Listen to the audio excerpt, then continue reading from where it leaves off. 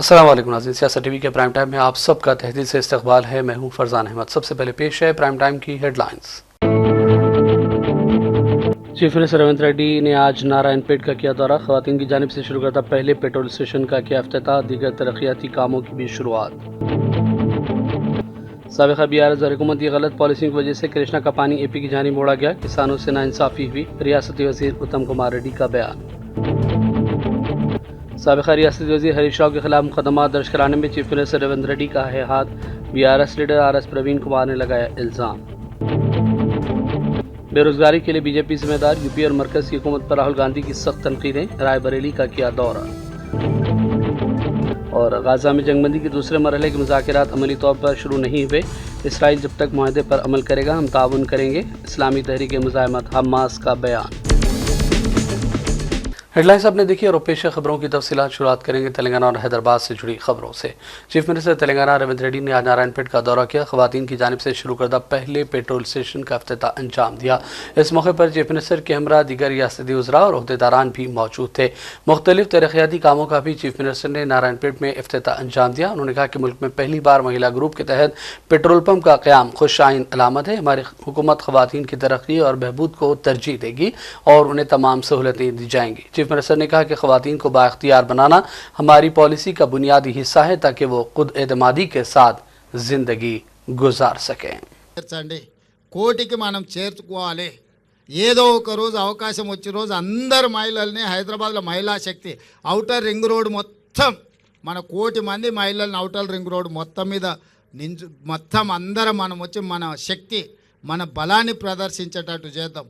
ఆ రోజు అరుణమ్మ గారి సహకారంతో ప్రధానమంత్రిని కూడా పిలుద్దాం। తెలంగాణ మహిళా శక్తిది మాకు నిధులు ఇవ్వండి, మా ఆడబిడ్డలకు ఇస్తారు, కేంద్ర ప్రభుత్వం ఇవ్వాల్సింది కదా, ఇవ్వాలని నేనేమో అంటలే నేను సో కేంద్ర ప్రభుత్వం నుంచి కూడా మనం సహకారం తీసుకుందాం। ఇది రాష్ట్ర కేంద్ర ప్రభుత్వాలు ఇచ్చిపుచ్చుకునే ధోరణిలో ఉండాలి। ఎన్నికలు వచ్చినప్పుడే రాజకీయాలు, మిగతా సమయంలో అభివృద్ధిలో వాళ్ళ వాటా వాళ్ళు అత్తగారింటి నుంచి అయినా తల్లిగారింటి నుంచి అయినా ఏదైనా పిల్లల మంచి కోసం వస్తుందంటే వద్దనేదే ఉంది। ఇప్పుడు అరుణమ్మకు ఇది తల్లిగారిలు, అవతల అత్తగారిలు, తల్లిగారింటికి ఏం తెచ్చినా అత్తగారింటికి ఏం తెచ్చినా మనం ఏం వద్దనేది లేదు। ఇంకా ఎక్కువ నిధులు తీసుకురావాలి అరుణమ్మ గారు। మనం అవసరమైనప్పుడు మనందరం కలిసి ఒక తాటి మీద నిలబడాలి, మన ప్రాంతాన్ని అభివృద్ధి చేసుకోవాలి। ఎన్నికలు వచ్చినప్పుడు ఎవరు రాజకీయాలు వాళ్ళు చేసుకుంటారు। ఇవాళ 1 కోటి మంది మహిళల్ని కోటీశ్వరులను చేయడమే లక్ష్యంగా, అందులో భాగంగా ఈరోజు ఈ పెట్రోల్ బంకు మనం ఏర్పాటు చేసుకున్నాం। నా సూచన, ఆల్రెడీ మనం జిల్లా మహిళా సమాఖ్యలకు బంగ్లాలు ఇచ్చినట్టున్నాము కట్టుకోవడానికి।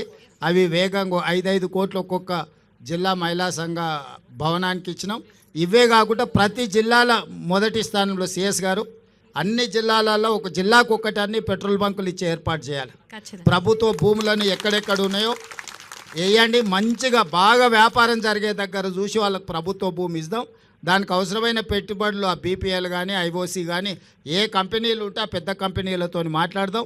అరుణమ్మ గారి సహకారం కూడా తీసుకుందాం, ఎందుకంటే కేంద్ర ప్రభుత్వానికి సంబంధించిన సంస్థలు అవి, వాళ్ళ నుంచి కూడా పెట్రోల్ కానీ దీనికి కానీ ఏమేం కావాలో మొదట జిల్లా స్థాయిలో చేద్దాం। తర్వాత కనీసం ఒక్కొక్క అసెంబ్లీకి ఒక్కటన్నా మనం ఈ పెట్రోల్ బంకులు పెట్టించేస్తే ఆ లోకల్ సమైక్యాలకు ఆర్థిక సమస్యలు తీరుతాయి, వాళ్ళ నిర్వహణ కోసం కానీ వాళ్ళ ఇల్లు అంటే వాళ్ళ ఆఫీస్ కానీ। रियासती वज़ीर उत्तम कुमार रेड्डी ने कहा कि साबिक़ा BRS और हुकूमत की गलत पॉलिसी की वजह से कृष्णा का पानी AP की जानिब मोड़ा गया, जो कि अफसोसनाक है। उन्होंने भी कहा कि कृष्णा के पानी के मामले पर हुकूमती सरकारी तर्जुमान बाकायदा बयान जारी करेंगे। I do believe that in respect of Krishna waters there is some injustice being done to Telangana farmers because of the actions and collusion of the earlier TRS government with the Andhra Pradesh government, where they allowed them to build infrastructure to take away Krishna water to outside the basin, and to, for example, they let them expand the capacity of Pothredipadu regulator, they let them build Rayalaseema lift irrigation scheme, they let them increase the capacity of Muchmarri. Because of the negligence or collusion or both of the earlier BRS government, we feel that there is some amount of injustice done to Telangana farmers, which we are trying to rectify. We are now fighting with the Government of India and courts and tribunals to get greater share allocated for us, and also to create the right storage capacities and all infrastructure for irrigation on Krishna River for Telangana. So we are hopeful that we will be able to protect the interests of Telangana farmers in respect of Krishna waters. Sir, recently you met the Jal Shakti Minister Abhishek Singh Khare. What were the issues that were discussed and put forward? I asked him for one, settling this Krishna river waters issue, and that he must ensure that there is no injustice done to Telangana in the Krishna river waters issue. I also requested them to give us low cost, long tenure funding for irrigation projects. I also requested that all the application of Telangana government for various irrigation projects with the central government should be cleared in an expeditious manner. See, it is really a very notable issue that the whistleblower in the Kaleshwaram project, the person who has filed the cases in the Kaleshwaram project and the erstwhile biggies of the earlier government, has got murdered. I mean, it is quite a big incident and does raise a lot of suspicions. So the official government spokesperson will respond. BRS के leader RS Praveen Kumar ने इल्जाम लगाया कि साबिका रियासती वजीर हरीश राव के खिलाफ मुकदमा दर्ज कराने में चीफ मिनिस्टर का हाथ है। उन्होंने कहा कि चाहे पंजागुट्टा पुलिस स्टेशन में केस का मामला हो या कहीं और, चीफ मिनिस्टर की हिदायत पर ही हरीश राव के खिलाफ कार्रवाइयां की जा रही हैं। ఎన్నో రకరకాల కేసుల్లో హరీష్ రావు గారి పేరును ఇరికించడానికి మీరు ప్రయత్నం చేస్తూ ఉన్నారు, కానీ మీకు ఎక్కడ కూడా ఆధారం దొరకడం లేదు అన్న కుట్రతోని ఆ చక్రధర్ అనే ఒక నేరస్తుని సహారాతోని మీరు పంజాగుట్టలో హరీష్ రావు గారి మీద 12/05/2024 డిసెంబర్లో కేసు పెట్టిండ్రు. ఇదంతా కూడా తెలంగాణ ముఖ్యమంత్రి, తెలంగాణ హోంమంత్రి రేవంత్ రెడ్డి డైరెక్షన్లోనే జరుగుతున్నది. నేను మళ్ళా చెప్తున్నా, రేవంత్ రెడ్డి గారు, మీరు ఎన్ని చేసినా మేము మాత్రం తెలంగాణ పక్షాన్నే ఉంటాం. ఈ కేసులు మమ్మల్ని కబలించలేవు. మాకు కేసీఆర్ గారు నేర్పింది, ఉద్యమం నేర్పింది ఒక్కటే, ఏం చేసినా రాజ్యాంగబద్ధంగా చేయాలి, చట్టబద్ధంగా చేయాలి, అంతే తప్ప అడ్డుదోవలు తొక్కొద్దు, నీలాగా అడ్డుదోవలు తొక్కొద్దనే మా మహనీయులు కేసీఆర్ గారు ఈ విషయాన్ని తెలంగాణలో ఉండే అందరి క్యాడర్లకు బోధించారు. మేము ఎట్టి పరిస్థితుల్లో కూడా ఆ దారి తప్పం.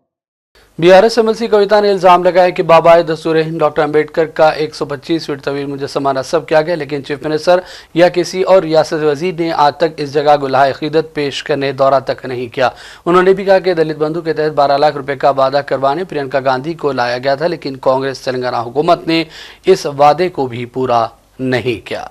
There is a 125 feet Ambedkar statue in Hyderabad which was installed by Honorable KCR Garu on the 125th birth anniversary of Shri Baba Saheb Ambedkar. It has been 14 months since this Congress government came to power. Neither a minister nor any small karyakarta or nobody from the government has taken care of the statue, nor have they garlanded Ambedkar ji in the last 14 months. I demand, Mr. Rahul Gandhi ji, you talk about respecting Ambedkar, you talk about respecting Constitution.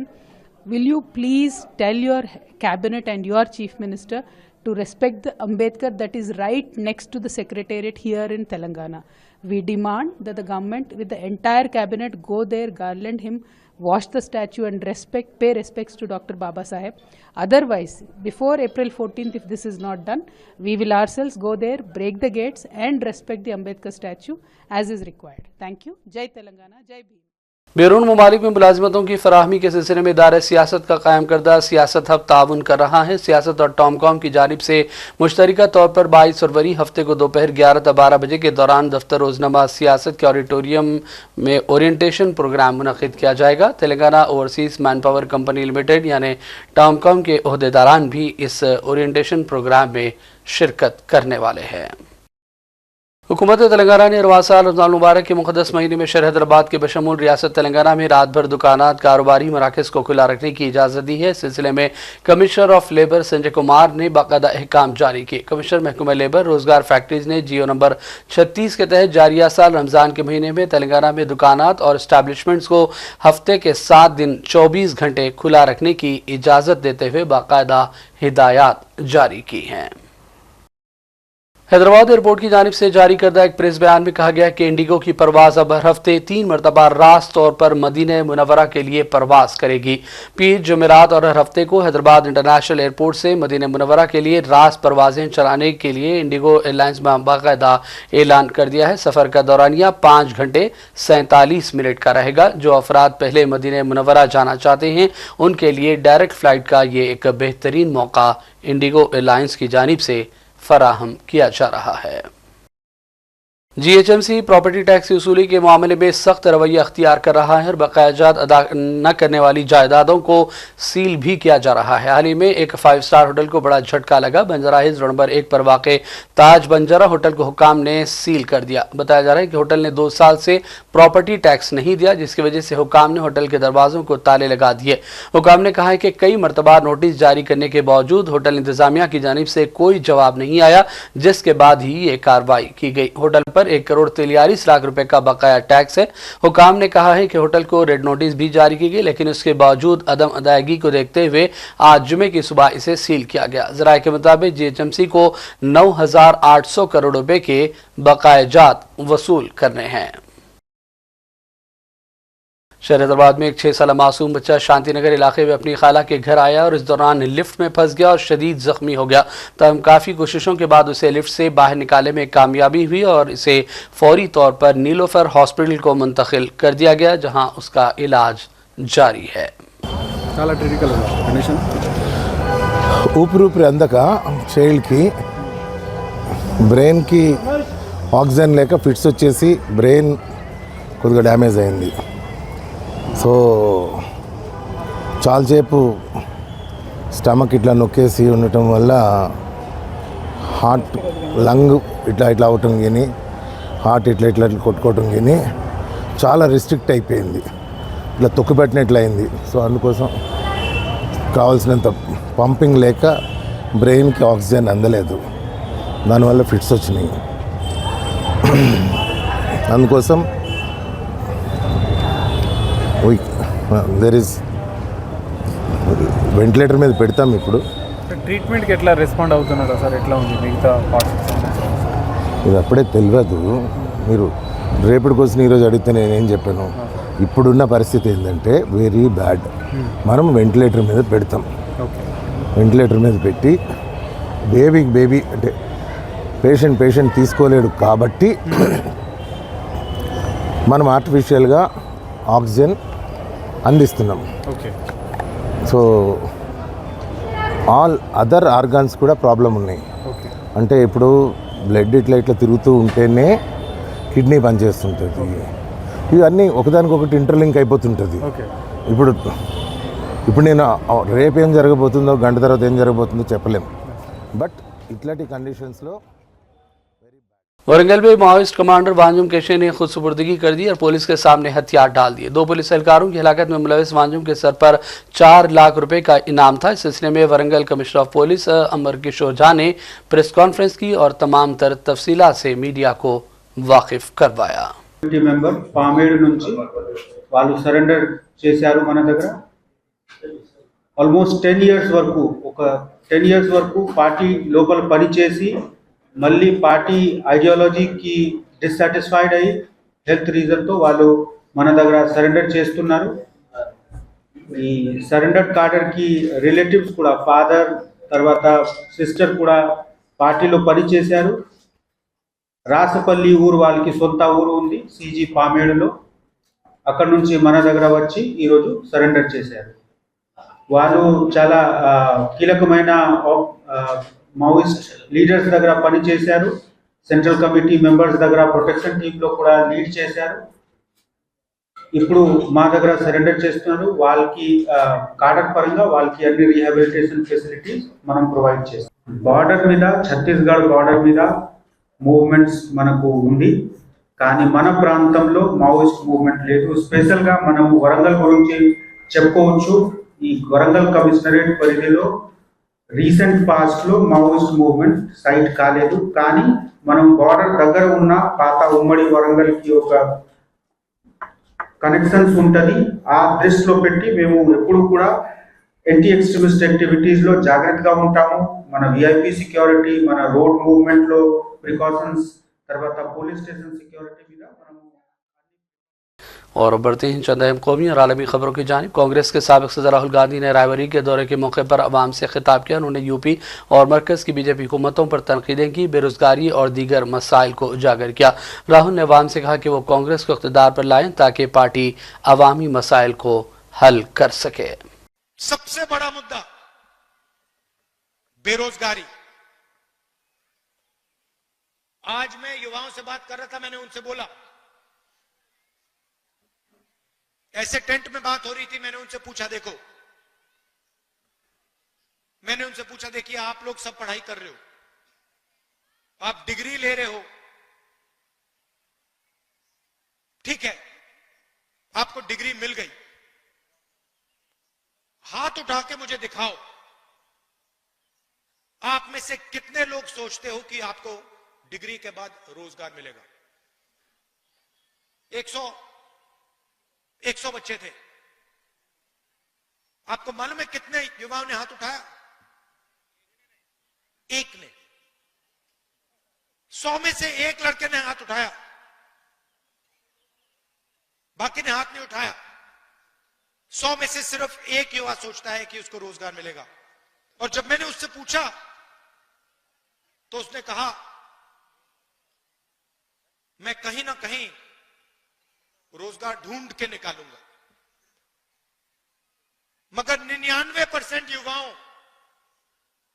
ने बात accept की कि आज के उत्तर प्रदेश में, आज के हिंदुस्तान में उनको रोजगार नहीं मिलेगा। कांग्रेस तर्जुमान पवन खेड़ा ने मोदी के हालिया दौरे अमेरिका को तनकीदों का निशाना बनाया। उन्होंने कहा कि टैरिफ लगाया गया, इस पर भी मोदी मुस्कुराते रहे। हिंदुस्तान के लिए कोई रियायतें नहीं दी गई, तभी मोदी सिर्फ मुस्कुराए। उन्होंने कहा कि ट्रंप की धमकियों के बावजूद मोदी ने कुछ भी नहीं कहा। हम बार बार इनसे पूछना चाहते हैं कि आप ट्रंप साहब की धमकी सुनकर आ गए। उन्होंने कहा कि हम ब्रिक्स खत्म कर देंगे, मुस्कुरा रहे हैं साहब। उन्होंने कहा टैरिफ लगा देंगे भारत पर, मुस्कुरा रहे हैं साहब। ट्रांसलेटर 2 थे, इसलिए कोई ये नहीं कह सकता कि उन्हें अंग्रेजी समझ में नहीं आ रही थी। 2 ट्रांसलेटर थे। मुस्कुराइए मत, वो भी मुस्कुरा रहे थे, आप भी मुस्कुरा रहे हैं। जिन F-35 विमानों को खुद वहां के अदानी, अमेरिका के अदानी एलॉन मस्क बोल चुके हैं कि यह कबाड़ है, वही F-35 भारत पर थोपे जा रहे हैं और साहब मुस्कुरा रहे हैं। यह हुआ अमेरिका में, और हमें आकर कहते हैं कि हम यूएसएड से पैसा लेके इन्हें अस्थिर करते हैं। आप खुद जाकर अपनी सरकार को, अपने देश को अस्थिर कर आए हैं, उसका जवाब कौन देगा? हिंदुस्तानी वज़ीर ख़ारजा एस जयशंकर ने जनूबी अफ्रीका में जारी G20 समिट के मौके पर अपने चीनी हममनसब वांग यी से मुलाकात की। खुशगवार माहौल में वफूद की सदा पर मुज़ाकिरात हुए और जयशंकर ने कहा कि मुख्तलिफ शोबों में बामी ताउन के तहत हिंदुस्तान और चीन मिलकर काम कर सकते हैं। Meeting in Johannesburg. Such gatherings have provided an opportunity for our interaction even when our ties were going through a difficult phase. We should also recognize that in a polarized global situation, our two countries have worked hard to preserve and protect the G20 as an institution. This in itself testifies to the importance of international cooperation. Since our last meeting in Rio during the G20 summit in November 2024, there have been some notable developments. Our NSA and Foreign Secretary have visited China, and there have been discussions about various aspects of our relationship. These have included management of peace and tranquility in the border areas, as well as other dimensions of our ties. I'm glad today to have a further exchange of views. India and China are members of the G20, SCO and BRICS. There are also regional and global issues of mutual interest, where an exchange of perspectives will be to our mutual और अब बात करेंगे अर्ज़ फ़लस्तीन की। इस्लामी तहरीक मुज़ाहमत Hamas ने कहा कि गज़ा में जंगबंदी के दूसरे मरहले के मुज़ाकरात अमली तौर पर शुरू नहीं हुए, लेकिन हम इनमें शामिल होने तैयार हैं। उन्होंने कहा कि नेतन्याहू जंगबंदी मुआहदे के दूसरे मरहले में ताख़ीर कर रहे हैं। हमास के तर्जुमान अब्दुल लतीफ़ अल क़ानू ने कहा कि हम इंसानी हमदर्दी के प्रोटोकॉल की शिक़ों पर अमलावरी के लिए काबिज़ इसराइल के हिस्से की ज़िम्मेदारी पर अमलावरी का इंतज़ार कर रहे हैं और मुआहदे को मुकम्मल करने और उसके मुख्तलिफ मराहिल को तरीक़े से नाफिज़ करने के लिए तमाम ऑप्शंस के साथ तैयार हैं जिससे हमारे मुतालबात को पूरा किया जा सके। उन्होंने कहा कि हम जंगबंदी के मुआहदे के पाबंद हैं। जब तक काबिज़ इसराइल इस पर अमल करेगा, हम भी मुकम्मल और भरपूर साथ देते रहेंगे। ममनुआ हथियारों के इस्तेमाल को लेकर हमास ने बैनुल-अक़वामी कमेटियों की तश्कील का मुतालबा भी किया और कहा कि ज़ालिम इसराइल ने हमारे अवाम के खिलाफ बैनुल-अक़वामी सतह पर ममनुआ हथियारों का इस्तेमाल किया, जिसकी मुकम्मल तहक़ीक़ात होनी चाहिए। और इस दौरान तुर्क वज़ीर ख़ारजा हाकान फ़िदान ने भी कहा है कि फ़लस्तीनियों को उनकी सरजमीन से बेघर करके मुनसिफ़ाना और देरपा अमन का हुसूल मुमकिन नहीं है। उन्होंने कहा कि फ़लस्तीनी इलाक़ों पर मुज़ाकरात या समझौता नहीं किया जा सकता। अमन के रास्ते का मतलब ये नहीं है कि लाखों फ़लस्तीनियों को उनकी सरजमीन से बेदखल किया जाए, जिसके लिए फ़लस्तीनियों ने बड़ी क़ुरबानियाँ दी हैं। G20 वज़ीर अजलास के इजलास ख़िताब में तुर्क लीडर ने कहा कि दो रियासती हल पायदार अमन के हुसूल का वाहिद रास्ता है। इस हल को अमली जामा पहनाने में नाकामी सिर्फ तनाज़ात के जारी रहने का बास बनेगी। हाकान फ़िदा ने वजाहत की कि तनाज़ात इससे ज़्यादा मुस्तक़बिल और तबाकुन और वसी होंगे जितना कि जदीद तारीख़ में कभी नहीं हुआ। उन्होंने कहा कि लाखों लोगों की मुसलसल नक़ल मकानी, इंसानी इमदाद के निज़ाम पर शदीद दबाव और माशी बदहाली आलमी मसाइल को मज़ीद बढ़ा देगी। और अब आखिर में हेडलाइंस पर डालेंगे एक और नज़र। चीफ मिनिस्टर रेवंत रेड्डी ने आज नारायणपेट का किया दौरा। ख़वातीन की जानिब से शुरू करता पहले पेट्रोल स्टेशन का किया इफ्तिताह, दीगर तरक्याती कामों की भी शुरुआत। साबिक़ा BRS और हुकूमत की गलत पॉलिसी की वजह से कृष्णा का पानी AP की जानिब मोड़ा गया, किसानों से नाइंसाफ़ी हुई, रियासती वज़ीर उत्तम कुमार रेड्डी का बयान। साबिक़ा रियासती वज़ीर हरीश राव के खिलाफ मुकदमा दर्ज कराने में चीफ मिनिस्टर रेवंत रेड्डी का है हाथ, BRS leader RS Praveen Kumar ने लगाया इल्ज़ाम। बेरोजगारी के लिए बीजेपी जिम्मेदार, यूपी और मरकज की हुकूमत पर राहुल गांधी की सख्त तनकीदें, रायबरेली का किया दौरा।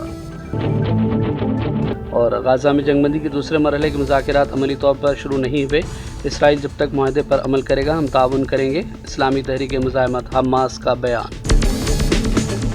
प्राइम टाइम का सिलसिला फिलहाल यही ख़त्म करते हैं। मोहम्मद फरजान अहमद को पूरी टीम के साथ इजाज़त दें। देखते रहिए सियासत TV। अल्लाह हाफ़िज़।